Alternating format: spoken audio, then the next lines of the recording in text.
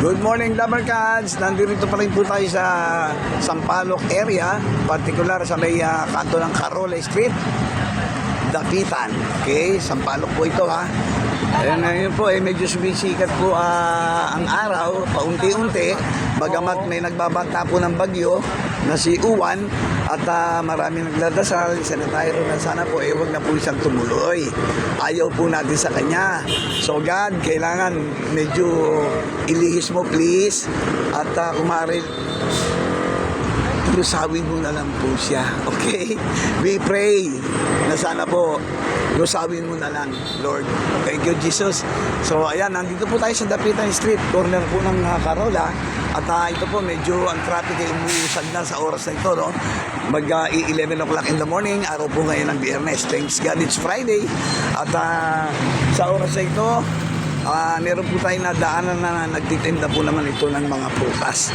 Ayan po, yung mga mahilig po kumain ng prutas, alam niyo naman, vitamin C yan. Ayan, ito po, ipapakita ko po sa inyo kung ano-ano po ang meron dito na maaari po ninyong madaanan at makabili kayo. Ayan, saksakan ng gaganda yan. Ayan, nakita nyo, parang isang dalagang Pilipina yan, na nakita nyo naman kung gaano kaganda ang kanyang paninda. Ayan po, wala kayong may tutulak kabigin na ayawan. Ayan, tingnan nyo yun. Puro lakatan po yan At ganun pa, ito pa. Ito mamaya titikman natin ito Ayan, titikman natin ito. Bibili tayo nito. Ito po ang tawag dito, palagay ko po ang kanya Medyo busy lang po yung may-ari. At pinakikita ko lang muna sa inyo, Dabarkads, kung ano ang itatanong natin sa ating kaibigan na nagtitinda rito. Ayan, ito naman ay grapes. Ayan, tama ako, no? At ito ay apple. Ang gaganda ng apple. Ang gaganda ng apple. Nagtatanong si nanay kung vlogger daw ako. Konti lang po, konti lang nanay. Mukha suki na po kayo yata dito ng prutas mahilig ba kayo kumain ng prutas na nanay? Yes. Tama lang. Dahil vitamin C yan. Papatibay ng buto. Okay, ito nanay, alam niyo ba kung ano ito? Nanay, ano ito?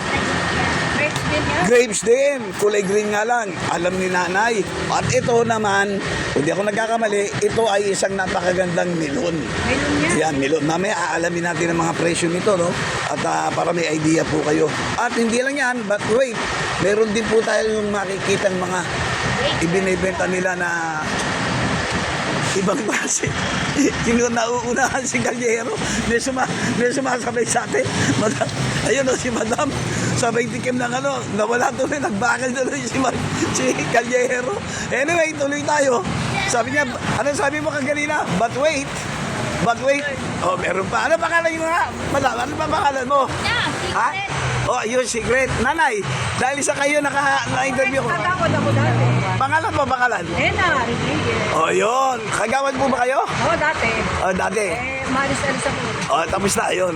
Ikaw naman, ano ang hanap buhay natin, madam? Wala na. Wala lang. Pakain-kain lang, Okay, ituloy ko na, madam, Okay, inuunahan po tayo ni madam, Ito po naman, yan ang tinatawag na takwan. Watermelon yun, di ba? Ayan. At ito po naman, yan ang mga papaya. Kung ano mang klaseng papaya to, maybe kayo na talagang nakakaalam kung anong klase yan, okay? Maya-maya, aalamin natin kung anong klase ito. But anyway, ayan po ang kumpleto, na kanyang paninda. At ito po naman ang timbangan, makikita natin kung magkano bawat kilo ng kanyang mga paninda. Ito, peras, kung di ako nagkakamali. Peras yan, nanay, tama ba? Ayan, ito po isang peras. Ayan, ito, peras. Hindi rin yung napakaganda ng kanyang paninda na peras. Bagamat medyo busy, ang ating kaibigan na nagtitinda rito, naglakas loob si Galyero na kumari siya ma-interview. Kaya pasensya na po, kung sakaling medyo natatagalan tayo bago siya makausap, pero nakita niyo naman ang dami po ng mga bumibili. Kanina lalo maraming tao at tsumechempo lang po tayo kahit papalo, kahit sumandali lang na mapagbigyan niya tayo. Pero ako naman, kaya ko lamang gustong makausap siya para magkaroon kayo ng idea, Dabarkads, kung magkakano ang mga presyo ng mga bilihing prutas na inilala po niya. Dito po yan Inuulit ko, dito po sa kanto ng Carola along Dapitan.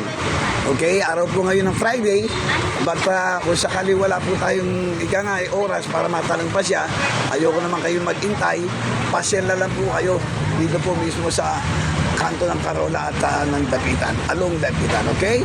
So maraming salamat at nakikita po natin, medyo busy yung tao eh. Ayun po, at least ang importante po rito, yung nakita po ninyo, mga Dabarkans, ang kanyang paninda.